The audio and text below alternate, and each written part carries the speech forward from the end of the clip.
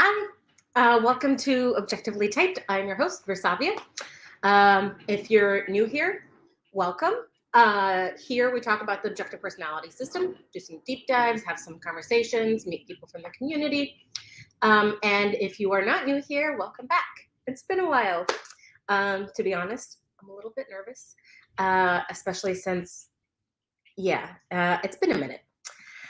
So today we are going to talk about info versus energy dominance, what it is. So we'll go over, the math, how you can apply it to yourself for personal growth, how you can apply it to better understand other people and to have empathy and compassion for another person's experience, and then also how you can apply it to group dynamics and how it shows up in group dynamics, which is, to be honest, the thing that I find the most interesting about it.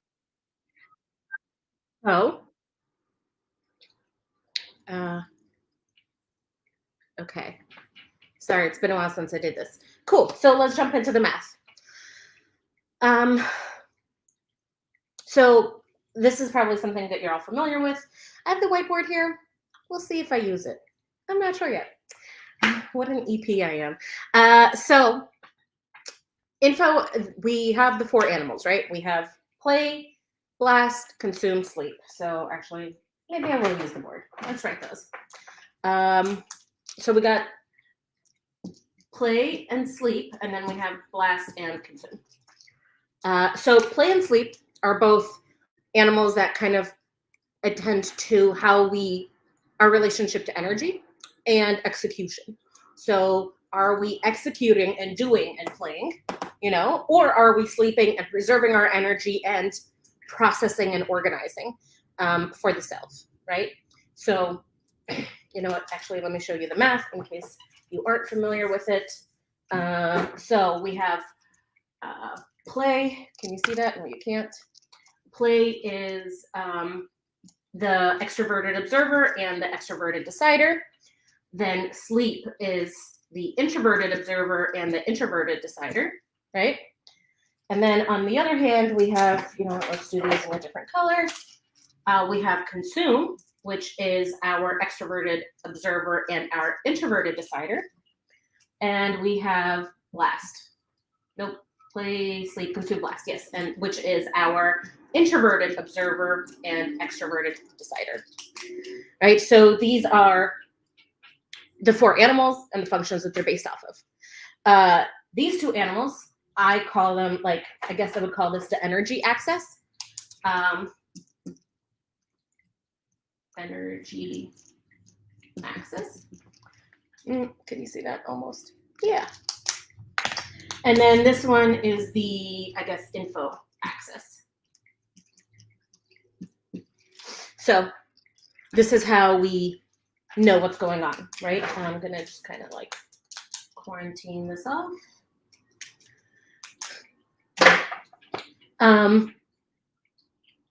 So how do we know if a person's type if a person is energy or info dominant based on their type? So the math will tell us that, let's say, we'll just go with my type, which is double masculine, SEFI, consume, sleep. I totally did this in the whatever. Consume, sleep, blast, play, right? So I have play last.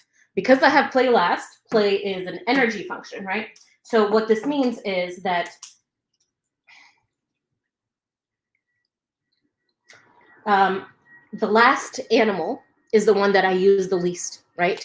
So I will spend most of my time in consume. Let's say I spend consume will be 50% of my time. Sleep will be, 30% of my time. Let's say this is 40, 30, 20, 10, right? Blast and play. This is just an approximation. If I spend most of my time, I spend 90% of my time in these 3 and only 10% of my time here.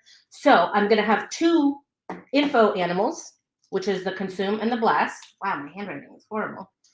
I will have 2 animals, the consume and the blast, which are info animals. So that will make me information dominant, right? I spend most of my time in information animals And the least amount of my time, I spend only 30% of my time in an energy animal, whereas I spend 60% of my time in information animals, right?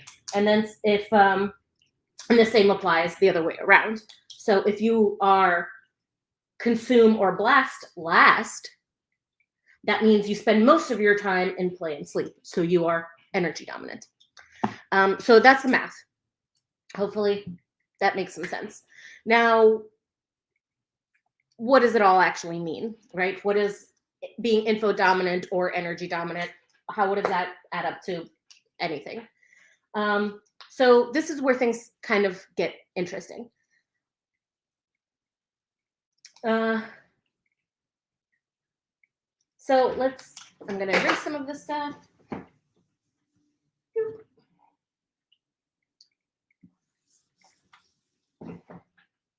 Yeah.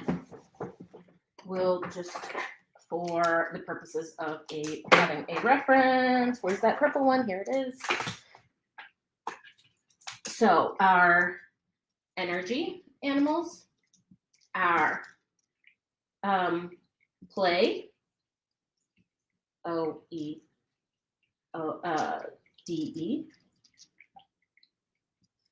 and sleep, which is OINDI. That makes sense, I promise. And then our info animals are blast, which is OIDE, and consume, which is OEDI. Note that, they're all opposite. Not opposite, but, sleep is the opposite of play and blast is the opposite of consume. So if you are spending all of your time, let's start with blast and consume. If you're spending all of your time taking in information for yourself and then teaching that information to the tribe, right? It's all about, information. It's focusing on the information. So when somebody who has both blast and consume in their top 3 animals, which means they have play or sleep in their last animal, they're going to spend, because they spend so much of their time focusing on either consuming information or teaching information, they don't do very much with doing stuff with that information, right? Because let's say you have somebody who is blast, play, consume, sleep. The only time they're doing anything, right, is in the play, because they don't spend very much time in the sleep.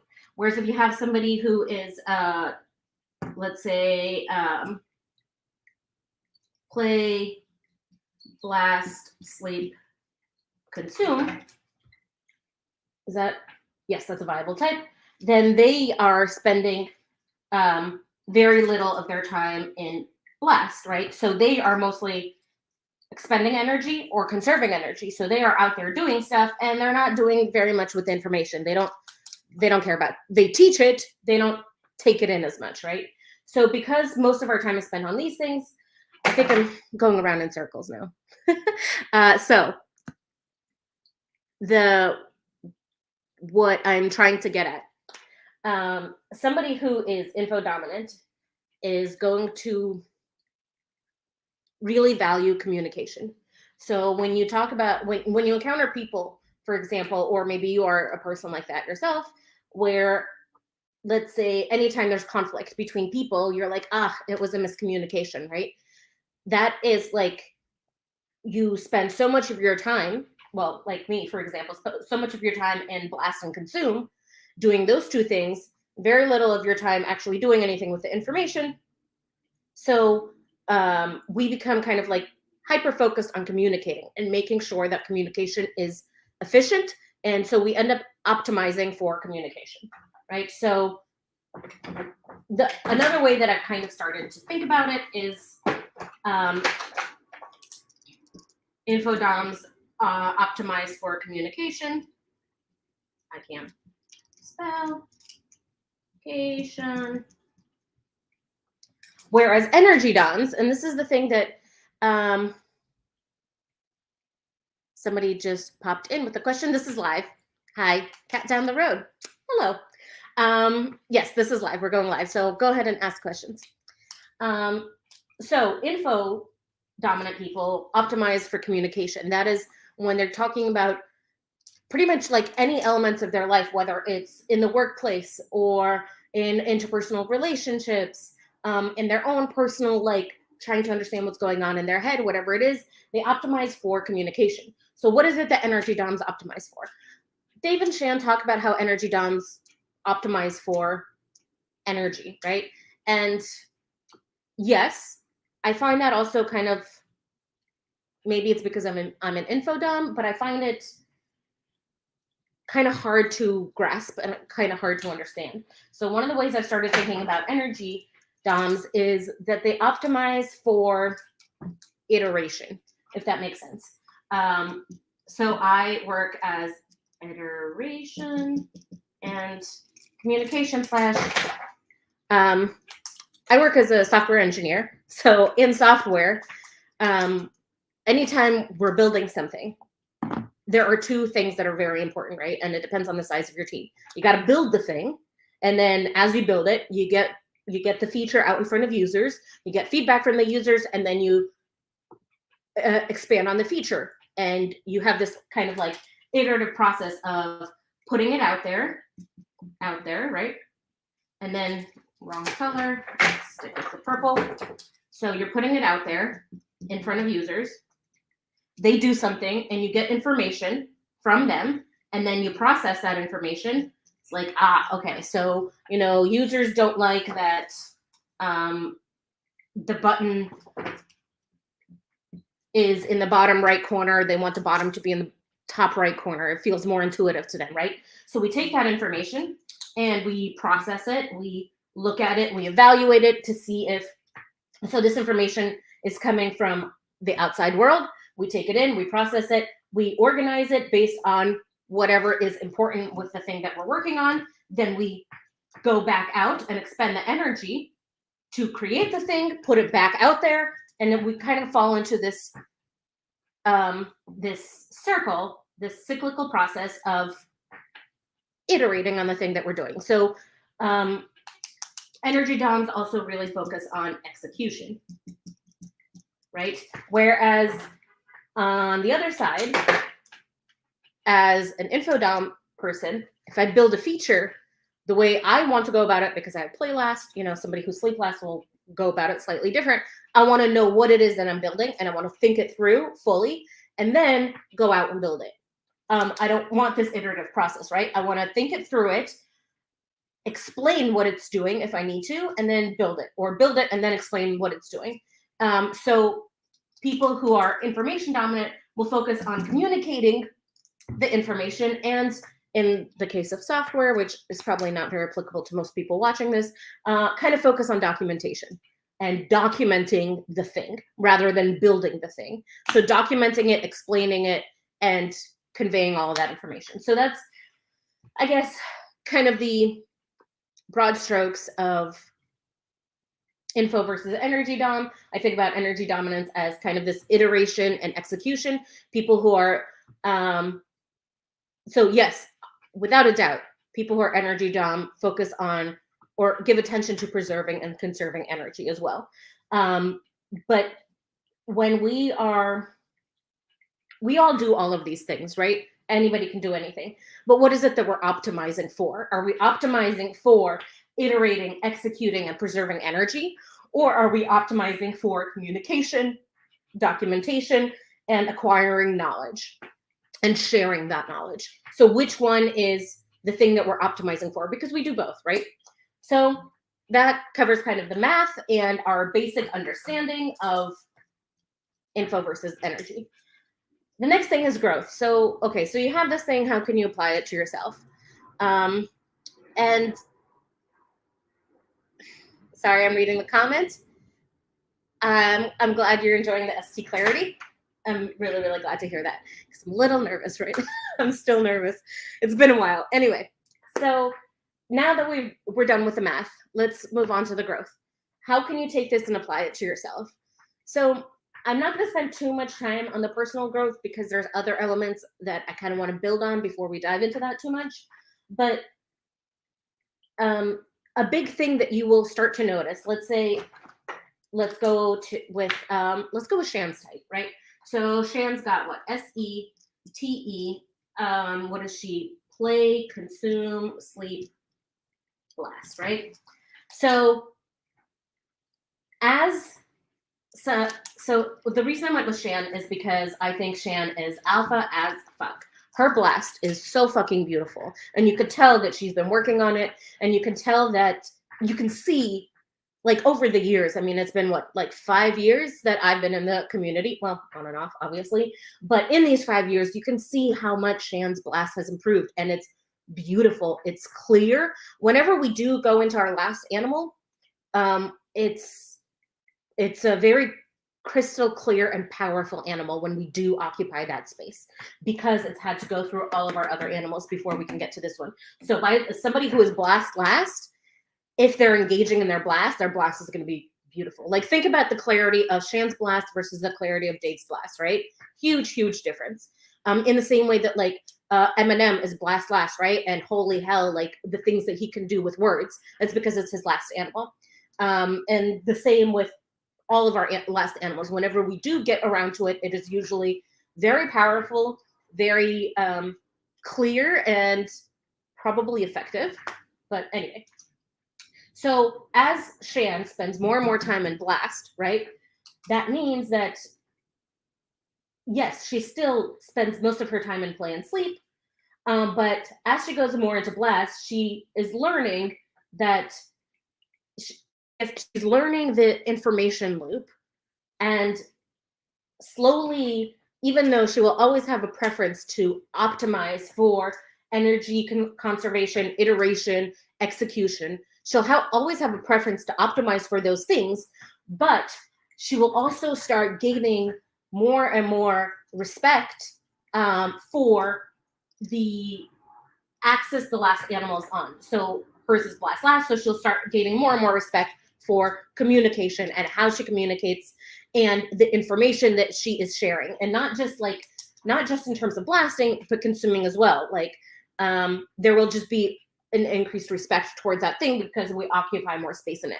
This is something that's applicable across the whole board with ops. As you spend more and more time, well, it's kind of a feedback loop. As you respect your demons more, you will spend more time there, and as you spend more time in your demons, you will respect them more as well. So it's this feedback loop that feeds itself.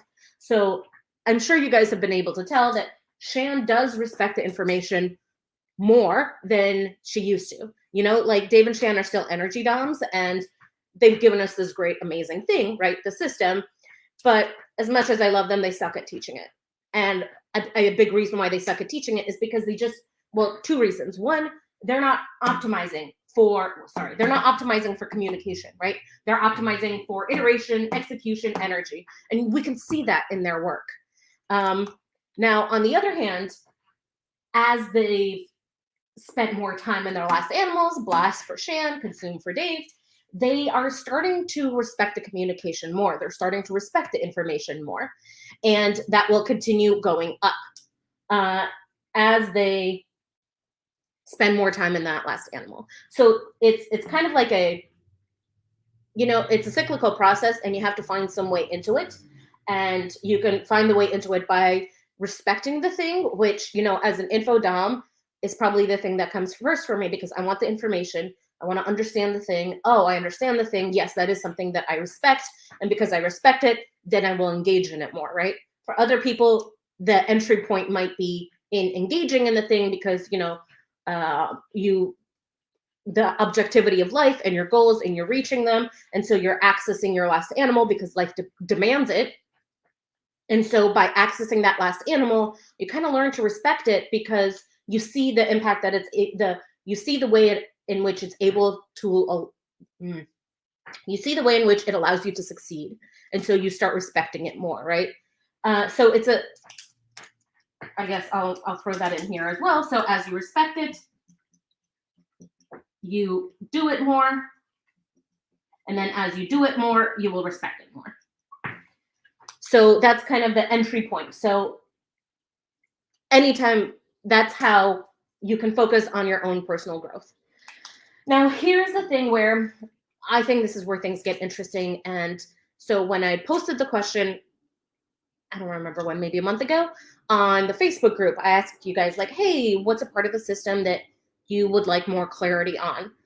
The two things that came out on top was info versus energy, and I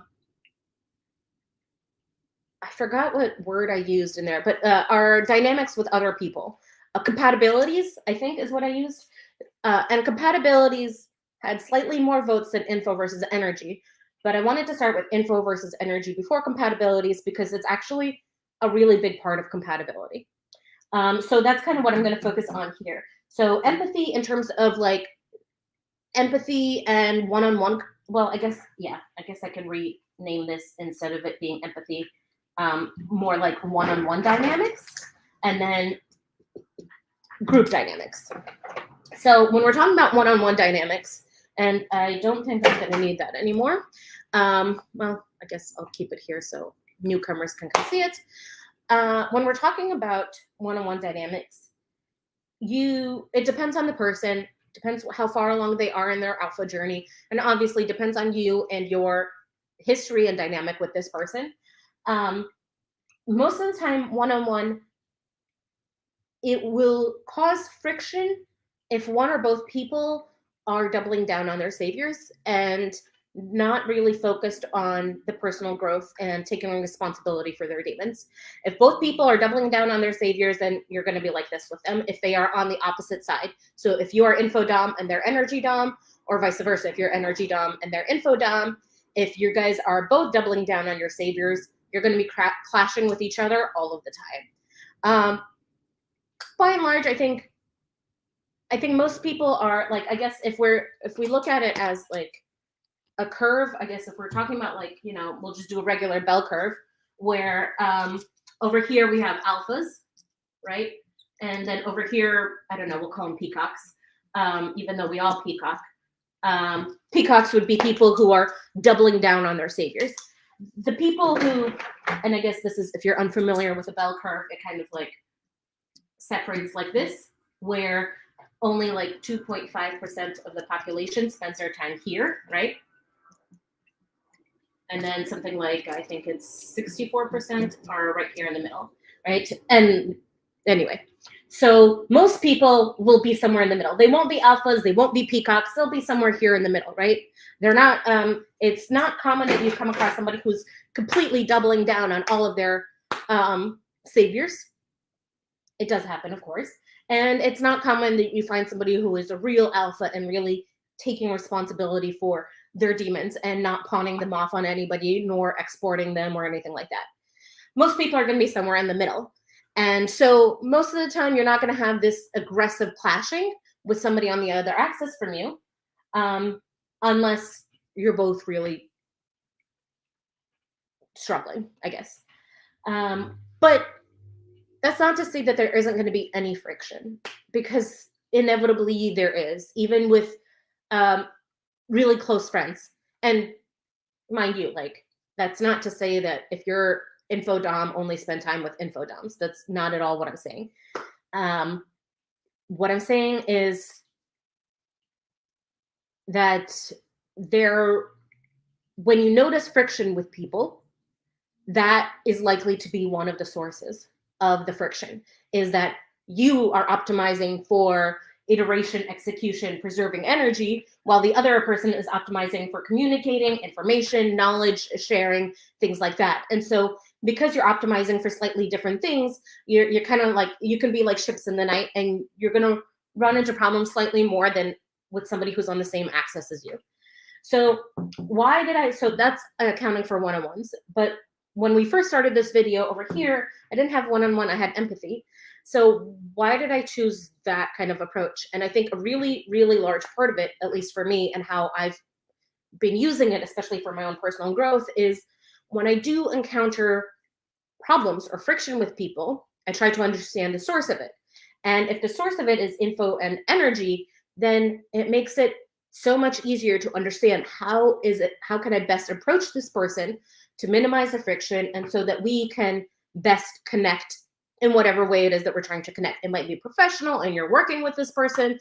It might be your partner. It might be a friend or just somebody from your social group.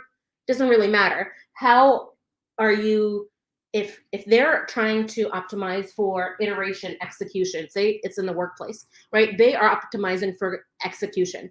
Like, they don't give a shit about your documentation. They don't care whether you sent that email. They care whether or not you did the thing, right? Where somebody who's infodom wants you to send the email to let them know that you're about to do the thing. That kind of dynamic.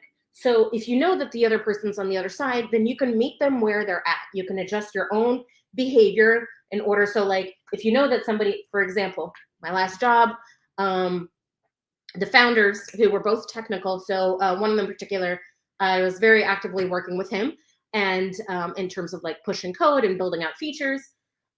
And he was very, very energy dominant, and somebody who didn't have very much respect for the information or for communication. So I knew that if I was going to meet him, like, you know, he is the owner of this company, I'm just an employee, so it doesn't really, I will come and go in the scope of the company, right? So it's my responsibility to meet him where he's at. So it's my responsibility to focus more on showing that I can execute, that I can iterate, that I can expend the energy, and because I know that he doesn't give a shit about communication or information. So that's one of the ways that you can use it for your one-on-one dynamics, is in having empathy and compassion and understanding for where the other person is. And you can't make them come to you, but you can certainly go to them, right? That is completely in your power, in your control to do. And then the last thing that I kind of want to jump into is the group dynamics, which is the thing that I find the most interesting, like hands down fascinating. Groups are, have you ever had this experience where, okay, so quick little story time, I guess. Some years back, quite a few years back, this is before I moved to California, like 2015, I think. I was in Thailand traveling by myself. And if you've ever traveled much or backpacked much, you meet people while you're on the go, right? And I met some people who were staying in the same area as me. And this kind of like small group of us formed, like maybe 6, 7 people. Evelyn! So a small group of us kind of formed, 6, 7 people, something like that. And everyone was like ones or twos, you know, none of us knew each other before. And even though we were all kind of including each other and doing things, and I was constantly invited to the things, I felt like a fish out of water. I felt so like, I tried to connect with them and I tried to partake in the group dynamics, and it just felt wrong. And I felt so insecure. Like, it brought up all of my insecurities, and all of those stories started taking shape in my head of just like telling myself a bunch of bullshit, right? And then during that same trip, and I was still in the same location, somebody who I'd met previously in the same trip texted me. She's like, hey, I'm going to be there. I'm coming down with some other people that I met. We should go grab dinner. And so I met her and some of the other people she was traveling with. And immediately I felt sane and just like right, if that makes sense. I felt understood and heard and like myself. And looking back at it now, the big difference was that the first group, I was the minority, if not the only one who was info dominant, and everybody else was energy dominant. And in the second group, we were all info dominant and none of us were energy dominant. And so it sometimes when you feel like it's not, nothing is wrong with you. It's that the fit isn't quite right. You know, and nothing is wrong with them either. Like, there's absolutely nothing wrong with being energy dom. They were all very sweet and kind and welcoming towards me. But something was, and one-on-one, I had great interactions with all of them. But when we were in a group, something felt wrong. And I noticed the same thing happen, for example, in the workplace, on your team. If your whole team, or on the whole, if the culture of your team leans more energy and you are info, you're going to have a hard time. Or if the culture of your team leans more info and you are energy, you're going to have a hard time. And so that's one of the areas where compatibilities and group dynamics kind of turn into this really interesting and very useful tool in understanding things. If you are, for example, a manager, or in whatever parts of your life you're, I don't know, having a dinner party, if you are the one creating the group, that is also something that you can then keep in mind, is like, okay, do I want a balance of info versus energy, or is this going to be a very heavily energy dominant group, or is this going to be an info dominant group? Are we going to respect both? Well, you can't respect both equally. One will always take preference over the other in any given situation. So that's kind of, well, yeah, I guess that would be the one-on-one part we already tackled, and that's the group dynamics. This is, there are a couple of things that I find really interesting in terms of compatibilities and the dynamics that we have with other people one-on-one or in a whole group setting, and the way you can see ops kind of pop up through that. So I think that more or less covers everything. Got another message. Oh, you're so sweet. Yeah, Dave and Shan are not very info dominant, which is one of the reasons why I'm doing this new deep dive series. Because, you know, I'm so much, we are all our types, but, you know, I was in the community and I was in there and all the consuming. And then I disappeared for a couple of years and I did a lot of the sleeping on the system. And I feel like my understanding of the system nowadays is just so rich. And I think there are elements that, well, I'm looking forward to talking to Dave and Shan about the system actually at some point to see where our understandings differ. And yes, very info dominant, which is why now I'm like, I've slept on it. Now I'm blasting us. Now I'm blasting it and giving it, you know, to the community. And then eventually, I guess I'll play and do something with it. Eventually. Okay, so now we are on to Q&As. So you guys are so sweet. Yeah, info doms, we need our info. We really, really do need our info. So any questions that you guys have?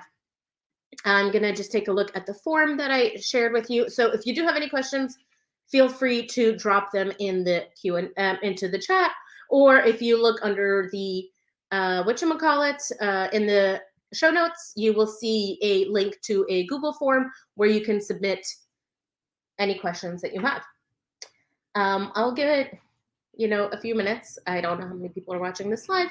Maybe I'll get some questions. Maybe I won't get any questions. But while I'm waiting for that to roll in, I guess I'll talk about, well, yeah, I guess I'll talk about what my plans are for the channel. I do want to, my SC continues to stay on point. That's yay.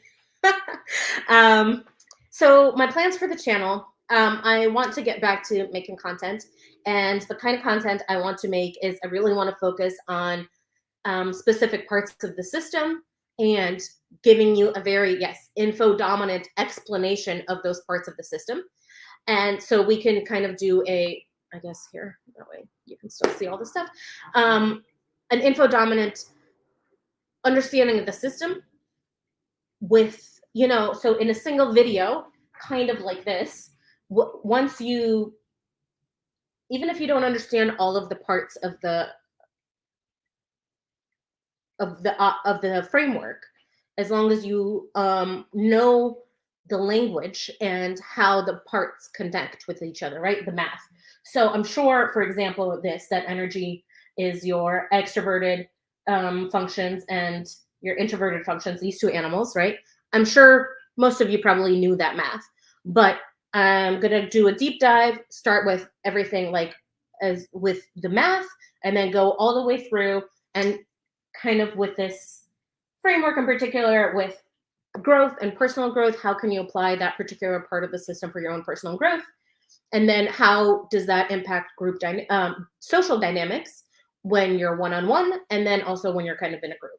So for example, like some other things that impact social dynamics quite a bit is quadras, you know, another like crazy making thing, one-on-one, not in a group. This one is one-on-one in particular, is opposite quadra. When you're talking with somebody who's in your opposite quadra, the like misfirings and ships in the night happens so much, because where you want to go deep with your introverted functions, they want to stay shallow and they want to go broad, right?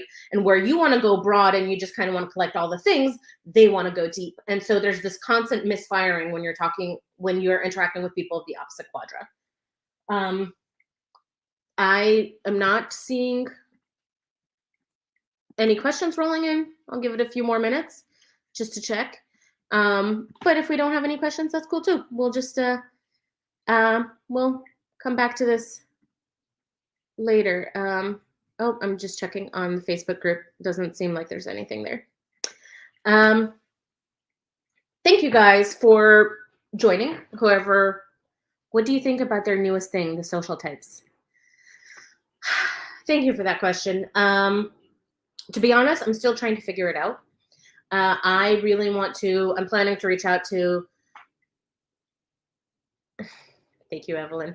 I'm trying to, I want to find some time to chat with Dave and Shan and kind of understand a little bit. Like, I know they're not info dumb, so they're not going to volunteer the information that I'm looking for. But I think if I have a one-on-one dynamic, a conversation with them, I can pull that info. And I think it's a really interesting proposition. I am not sold on the fact that the social types are independent of other parts of the system. For example, like when you look at ones and fours, right? The flex and connection. Can you give a quick overview of the social types? Yes. Oh, absolutely. Thank you, Evelyn. So if you're not familiar, Dave and Shan recently rolled out a new coin that they call the social types. And the idea there is, here, I'll move this over here a little bit. So we have, so in the same way that, you know, they have their Punnett squares and the modalities, kind of, you have the double masculine and double feminine, kind of have some similarities to them. And then the audio and visuals have similarities to them. In the same way, you have what they call flex and connection or friendship. I don't remember what they called it. It's called connection. And then you also have responsibility, and like expertise or something like that. I forgot what they call this one. I'm sorry if I'm butchering that. I'm still getting used to them myself. So somebody who has flex at the top will have connection at the bottom. Somebody who has expertise at the top will have responsibility at the bottom. And what these all kind of mean, so flex is the kind of person who wants to be at the top of the food chain, of the social, I guess, hierarchy. And not just wants to be, but is often specialized. Thank you. Specialized. Thank you.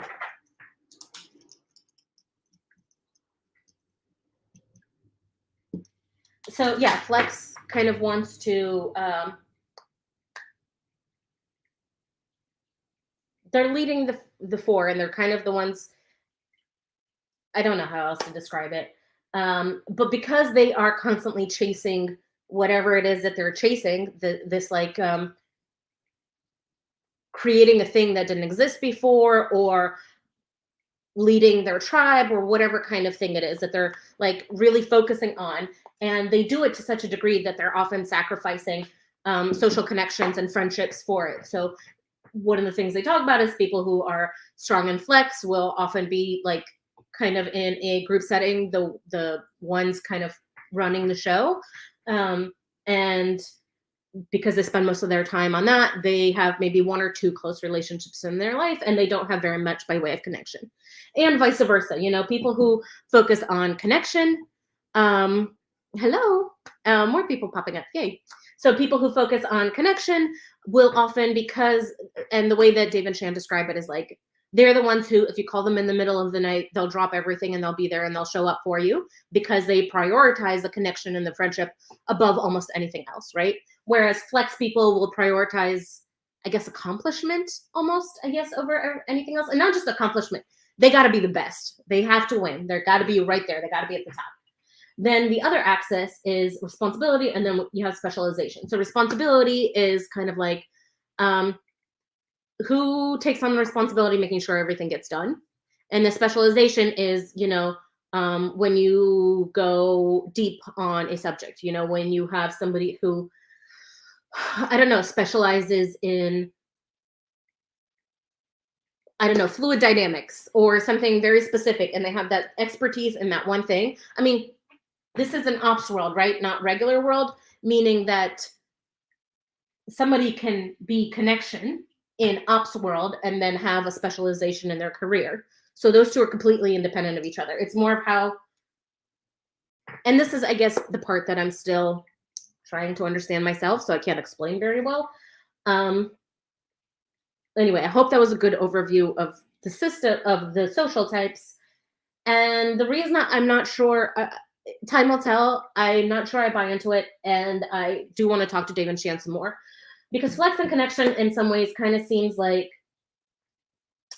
so let's say you have, looking at the deciders. Oh, I'll get back to that. Looking at the deciders, for example, right? You have DE and you have DI, right? So somebody who is DE is tribe first. So when you talk about Tony Robbins and the 4 human needs, tribe is connection, right? This is language that Dave and Shan used early on, like back in 2018, maybe 19, and then they kind of moved away from this language. But their initial checklist described DE as connection and DI as significance, right? And they still, I don't know, maybe they still use this language, but not as much as they used to. So, for example, if my top need is significance, right? I'm an IP, I'm not an IP, but let's say, for example, my top need is significance. And I spend all of my time on doing my thing and building myself and building up my DI so that I can be significant to the tribe, right? You would think that that leads to flex. Flex is what? Being at the top, being the winner. So what is that if not being significant, right? But instead, I think DIs might kind of like focus on, like, because they have the DI all set, like that's what comes easily to them.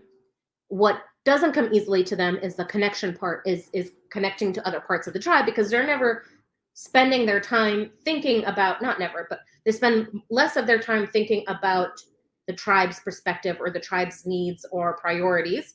And they spend more of their time thinking about their own priorities and their own needs and their own thing, right? So connection is going to be hard earned for them because they don't spend all of their time on it, right? Or not this connection. So I wonder if this doesn't translate into this social type connection in the same way that somebody who is tribe and is constantly doing things from the tribe, the thing that doesn't come easily to them is significance. And so do they then kind of like the broad arc of their life focuses on flex and significance, while the broad arc of DI focuses on connection, because that's the thing that's hard earned. So that's one of the things that's percolating in my head with regards to social types. But like I said, I really don't know yet. I want to give it more time. I want to observe it some more. I'm also curious, and I would love to hear this from you guys. Have Dave and Shan shared what their social types are? Like, I think that would be really interesting. If they haven't shared them, I would love to hear, like, what do you guys think their social types are? I think this is an interesting question. TE seems to fit well with responsibility we tend to need to do for the tribe. That I guess that's to your point, Evelyn. Like, there seems to be crossover between the social types and other parts of the system. And one of the things that makes the system so beautiful is that it's 9 binary questions that are completely, they said they're both 2s? I don't know if that's what they said. That's interesting. And I don't know if I agree with that, but that's interesting.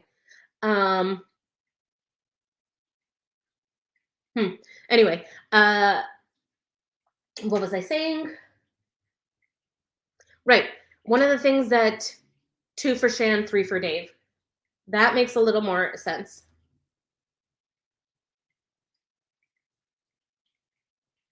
Maybe. But anyway. I forgot what I was saying. Oh, the thing that makes the system so powerful is that it's 9 binary questions, but each one of those questions is completely independent from the other ones, right? And so are the social types independent from the rest of the system? I assume if Dave and Shan have put it out there, that they have vetted it enough that they think that it's independent of the other coins. I am not sold on it. And I guess time will tell. And I think they're not sold on it either. They're going to kind of see how things unfold. So I guess we'll see. So I'm going to just read over the comments and stuff.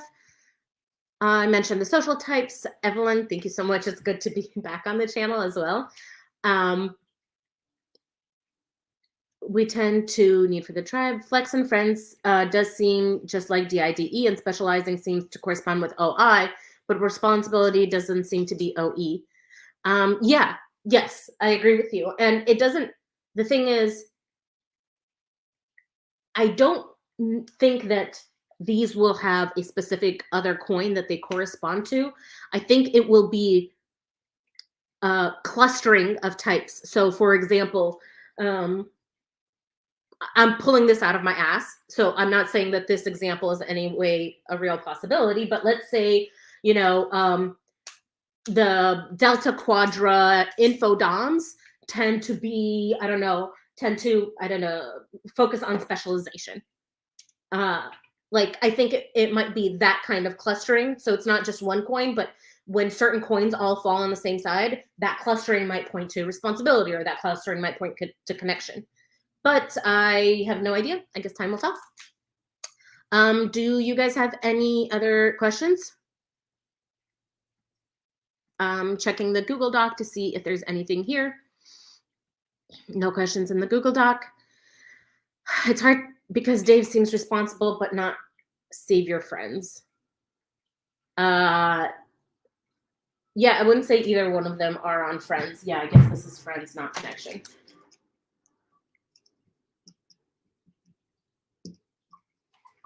I don't know. I think it's an interesting one. I've been babbling for almost an hour, so I am going to wind things down. Thank you guys so much for joining, for those who did, and for those who popped into the chat. It was really nice. Definitely helped me feel like less of a buffoon. The next one I'm going to do is, you guys wanted to learn about compatibilities, and I guess what I have, hello, Habib, thank you. I will circle back around to compatibilities. We kind of touched on it a little bit with the one-on-ones and the groups, but I think there's really fascinating stuff when it comes to compatibilities, when it comes to chemistry, when it comes to very strong platonic relationships, when it comes to people who you just want to fucking punch in the face, when it comes to group dynamics, like all of these things that I find just endlessly fascinating. And I don't know if Dave and Shan have ever really delved into. And maybe they have. If they have, please point me to the video. And if they haven't, I'll be chatting about that next. I'll let you guys know when I plan to do that, probably sometime in the next couple of weeks. Thank you again for joining, and I hope I get to see you guys soon. Bye.